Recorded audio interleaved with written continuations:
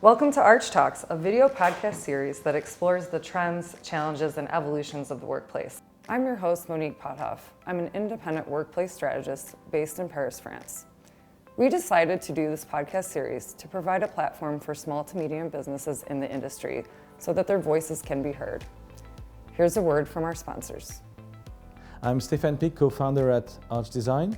Today, businesses are facing the challenge of bringing people back to the office. I truly believe that a well-designed workplace makes people enjoy coming to the office. At ARCH.DESIGN, we want a world where workspaces serve as a tool for the company, support the culture, and inspire how people work. We work as a team to understand our clients' expectations and objectives, and my role is simply to bring this team together that will enable each project to be a success. I am Catherine Le, the General Manager of the Franco-British Chamber of Commerce, or British Chambers of Commerce in France. The objective of the Franco-British Chambers of Commerce in France is to help British companies to develop in France and to help French companies to develop their business in Britain. Today's topic is exploring how measuring certain data points will help us evolve our spaces in this ever-changing landscape of the workplace. Today we have a panelist of experts who are specializing in space auditing, organizational culture, and hybrid solutions. They will help us answer all of the questions regarding metrics and what we should be doing moving forward. My name is Karim Piron. I'm the co-founder of Space ID.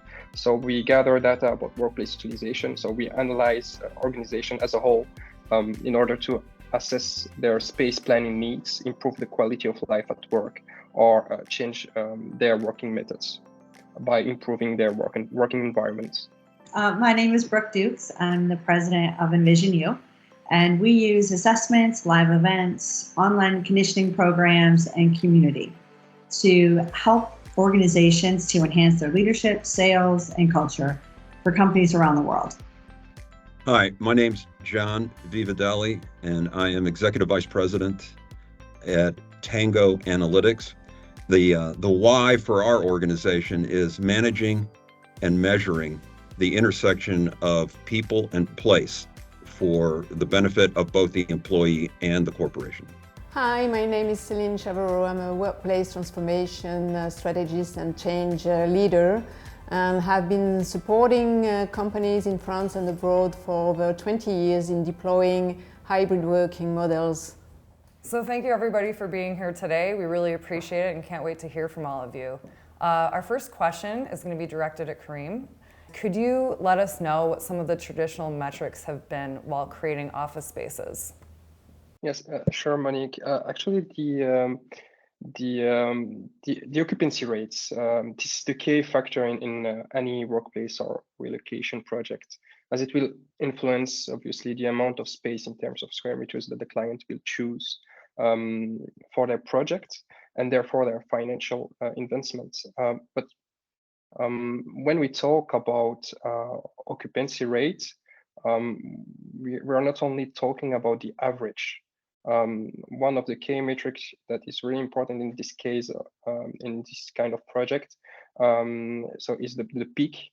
So the peaks are really important data, and the times when these occurs, because this will allow the company to anticipate all the situations of occupation of its spaces, as well as to target where the problems linked to occupation comes from. For example, if we notice that the occupancy rate is higher on Tuesdays and Thursdays compared to the other days of the week, maybe it is because it is ingrained in the way employees work, or simply because managers ask their teams to be present on these days. So we need to know where does it come from and how we can change it. So if we reduce the square meters, we can better adapt these kinds of peak situations. And maybe secondly, the other key factor that we're looking at now that we had this COVID outbreak is, well, the companies realize that they're placing much more emphasis on the activities of employees. So when we carry out any analysis of the working environment, we obviously gather So data about occupancy, but also data about the activities of the employees. So the activities, when we know a little bit more about what they do and where they do these kind of activities, this enables us to, for example, highlight the difference between each department when it comes to using the workspace. Some departments, for instance, for example, are more on the phone than others, while some departments work more quietly and individually. So especially if we want to implement an activity-based workspace, this data is really, really important. Okay, great. And Céline, in regards to the traditional metrics that we touched on, what do you think are still relevant today? Well, actually, I want to put it that way. I think that before COVID, metrics were very much corporate real estate centric. So it's all about what Karim has been talking about. How many square meters per employee, how many square meters as a whole, how much cost a workstation, compared to post-COVID. Now you have to integrate other metrics related to HR and management. Because what happens with the COVID crisis is that companies have been switching from a corporate real estate centric strategy to a more human-centric strategy. So now, and in that case, you can see that more and more HR people are leading workplace transformation projects. And one thing for sure is that getting the right spaces, getting the right sizing of your spaces is a way to empower, to engage more your people and to attract and keep your talents. So for instance, if you get the right workplace strategy, you can improve your talent rate retention and attraction by up to 25%. Another key metric is related to productivity. One metric that managers are very keen to look at and to improve. So with the right, again, with the right workplace strategy, we know that managers can improve their team productivity up to 30%. So my point is that of course, we are still looking at optimizing space occupation, but maybe in a different way. And well, the data is telling many things, and you have to mix quantitative and qualitative data. Absolutely. In order, for instance, first of all, to work out different type of personas, because one thing for sure is that within one organization, one size does not fit all. You know, you can have between 3-5 different personas. Some people want to work on a full remote basis.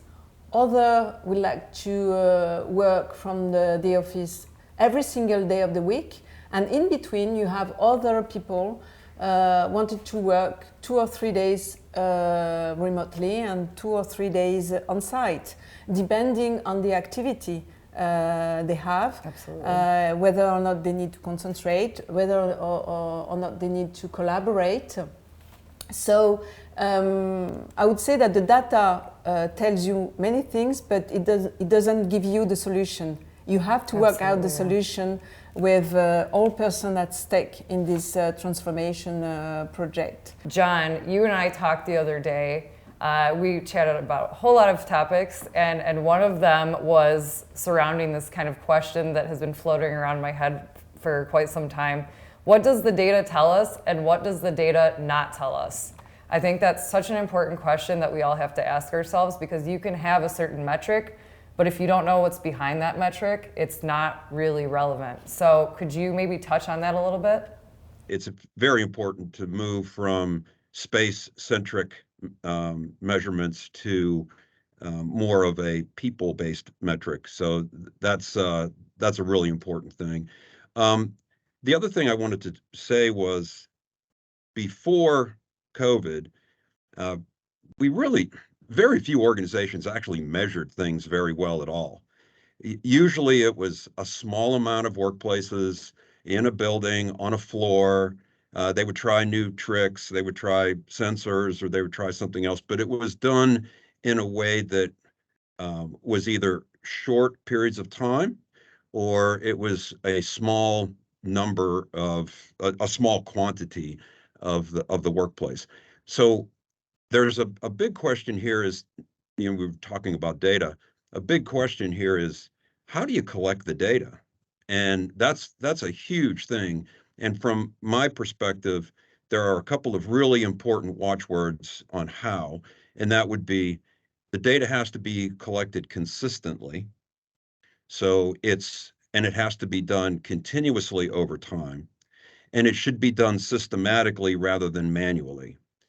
And it needs to be portfolio wide. And those four things are really, really important when you start to, no matter what the metric is that you're trying to measure, it really needs to be thought of much like you would your financial systems. Your financial systems collect every piece of information, sales, expenses, costs, and they're fed into your financial systems.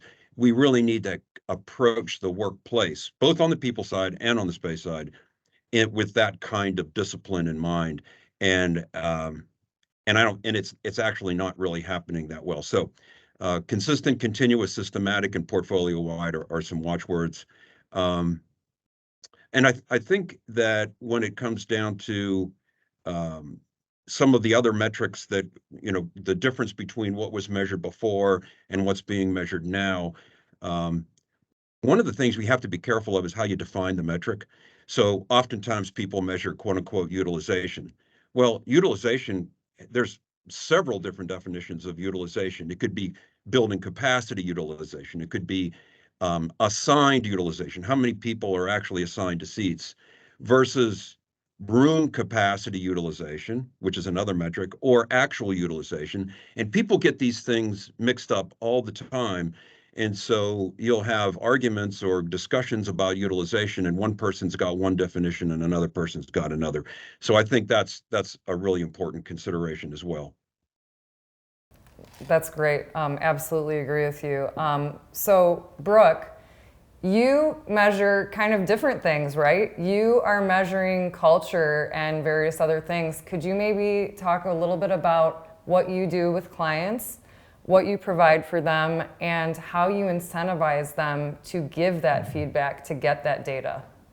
Absolutely. Well, in fact, we've worked with several furniture manufacturers, architects, designers, really to support them in understanding, their clients more, right? And then helping their clients to understand their employees more. Because I agree with John. I agree with what everyone said, and specifically on this topic, consistency, right? Automated, portfolio wide.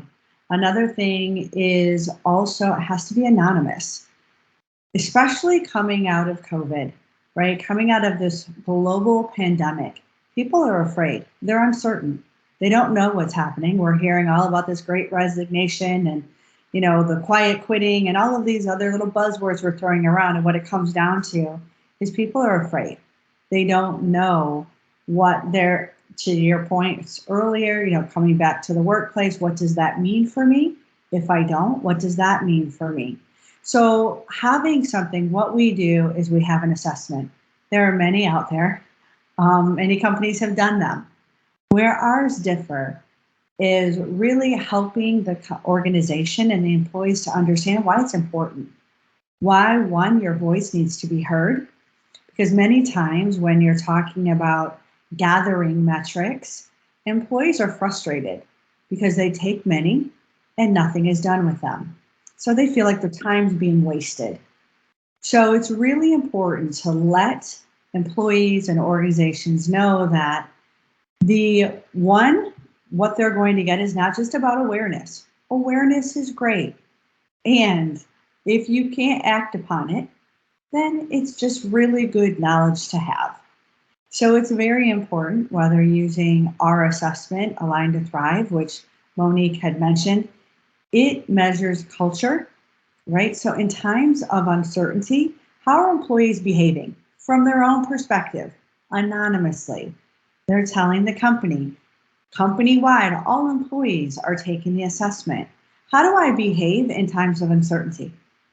That's really important for leaders to know, because one, whether they're trying to influence them to come back to the workforce, to do anything, they need to know the best way to communicate with them. Well, when you understand what's happening with them, how in times of stress they behave, it makes it much easier to communicate, to influence, to mentor, to guide, right? So that's an important piece of it. And then really looking at what's the culture, what's the environment, even from a design perspective, because that's very important. It's a huge piece of culture, right? What is the culture that's going to make me happiest and most productive? So looking at those two pieces, again, those are awareness, but then taking it a step further. Culture is many things, right? How you're onboarded, sales, leadership, your office space, branding, everything about your organization affects culture, positively or negatively. Even organizations that think they don't, oh, we haven't really done anything with culture. Well, that's, that may be working for you, but you have one. You may just not know how you got it, right? And more importantly, we get a lot of clients that they like their culture and they are afraid to grow because a lot of times those companies are really, a few dynamic leaders have fostered that culture. It's organically grown. So there's no systems or processes in place to be able to help them to protect that. So you need to know what you're working with. Where are you at? Where are you ultimately working towards?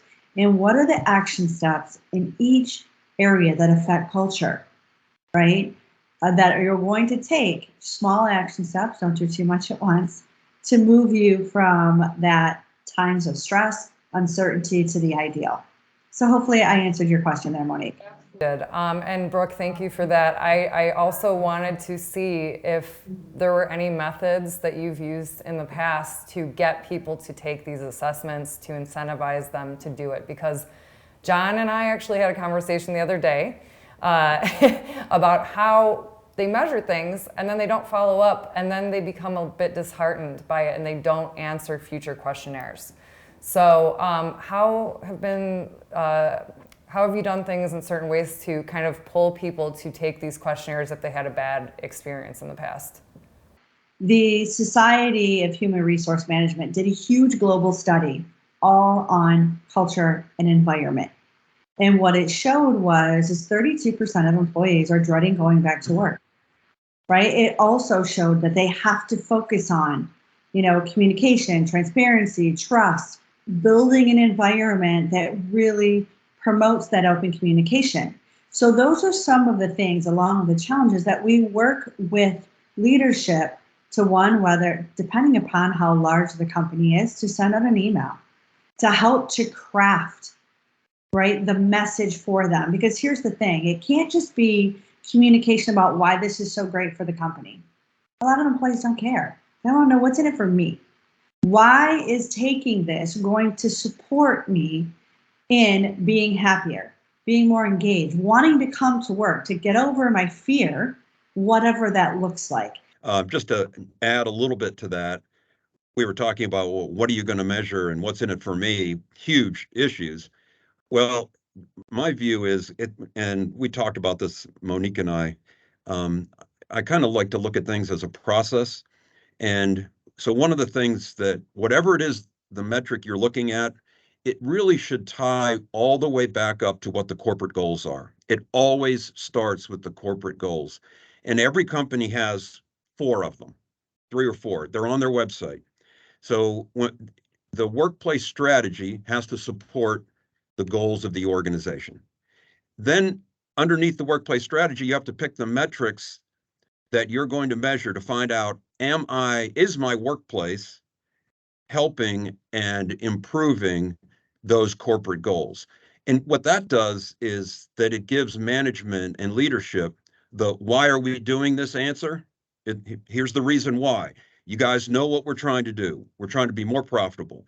We're trying to engage employees. We're trying to attract and retain top talent. We're trying to do better with sustainability. I mean, just about every company is going to have something like that.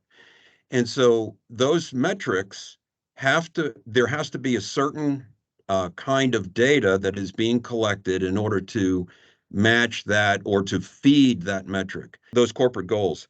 You better not have a corporate goal that says, attract and retain top talent, be flexible, et cetera, and then say everybody has to come back to the workplace.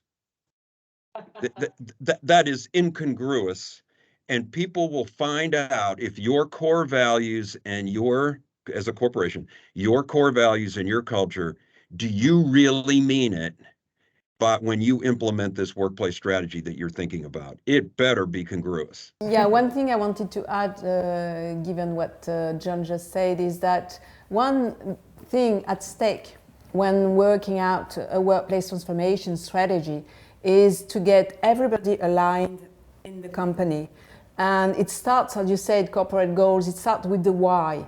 Because in many cases, leadership just decide to have a workplace transformation strategy, but they don't care about explaining to everybody inside the company the why behind it. Exactly. And that's the first thing. So it's the why should be related to the vision of the leadership. That's one thing. Another thing is that you have many things at stake from a business perspective. So you have to listen also to the managers in order to understand what is at stake in their business. And last but not least, listen to the people in order to get a deep understanding of their expectation and needs. And then at the end of the day, you have to align all these people, from the leadership to the employee, taking into consideration business levers. So it's a very... it's more complex than people make it out to be. Exactly. Absolutely. Brooke, did you have something to add? And I'm so glad you went first because, yes, that really, you're absolutely right, both of you, in that it's first looking at the vision, right? And a lot of times we'll go into organizations and to their point, what John was saying, we want employee engagement, yes, but it needs to be a measurable target, right? So what is that? It needs, we want 200 million in revenue by year 2025. That's a vision, right? And then to Céline's point, why? The purpose. You have to give the people the purpose. And that goes back to John, aligning with those values of the organization. Then you determine, based on the vision, based on the outcomes, what are the actions you're going to take? Those actions then determine the metrics that you're going to then hold accountability, right? You're going to look at, are we making that mark? And really the values piece of it. What values is that's a common language. So that's really where you want to look at who the people need, what do they need to value, who do they need to be, while we're supporting and moving and happily enjoying the journey towards that vision. So yes, it's a lot of different things, and they go in very specific steps that can make it very clear for organizations.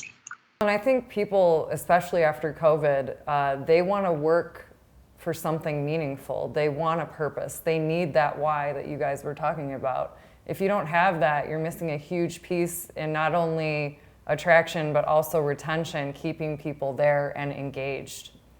When we work on a workplace project, workplace strategy related project, is that we need to find the best balance between what people want or what people think they do within the workspace and what they really do within their workspace. There's always a big gap between these both subjects.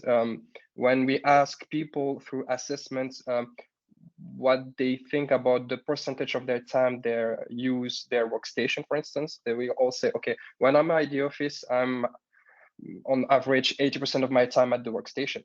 but when we conduct occupancy study, we see that these occupancy rates are roughly at the 50%. So there is always a huge gap, and that's the same for the activities. People tend to think that they're mainly at their workstation working individually, silently, but in fact, they're on the phone a lot. They're discussing a lot with their colleagues, so that is really disturbing for other colleagues in the same space. So there's a huge gap between what people think they do and what they really do within the workspace. And that's our job to find a good balance, because we cannot also just give what people want. That's not possible. If I ask a manager, what do you need? He will say, well, I have 20 employees, so I need 20 workstations, and I need a meeting room for 20 employees. Well, do you really need it? I mean, that's what you want, but that's not really what you need. And that's the slight difference between both. Yeah, I would just add to that to say, measure what people do, not what they say. I think we're all aligned on that. Yeah. Well, and it's not to say that it's a bad thing that people don't know what they need. It's just they're not experts at that. So they need the experts to tell them exactly what they need and what kind of space will support what they're doing. So back to the theme of bringing people back to the office, what are you finding are the reasons that clients are saying why they want to do this?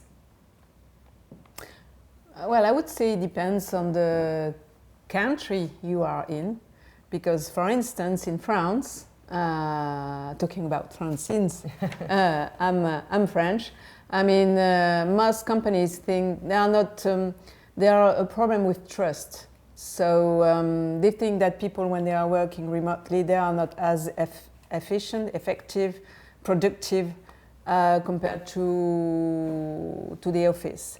So there is a strong willing to have everybody on site, in order for managers, to be able to see their teams and to see if they are working properly. Well, I think that's a big mistake, but it's one reason behind this willingness to have people, to bring back people to the office. Well, that's a very traditional way of management, right? Here in France. You get to observe the people, what they're doing in their environment, but it's not necessarily results oriented. No. So I think moving forward, we have to focus a lot more on what the actual results are.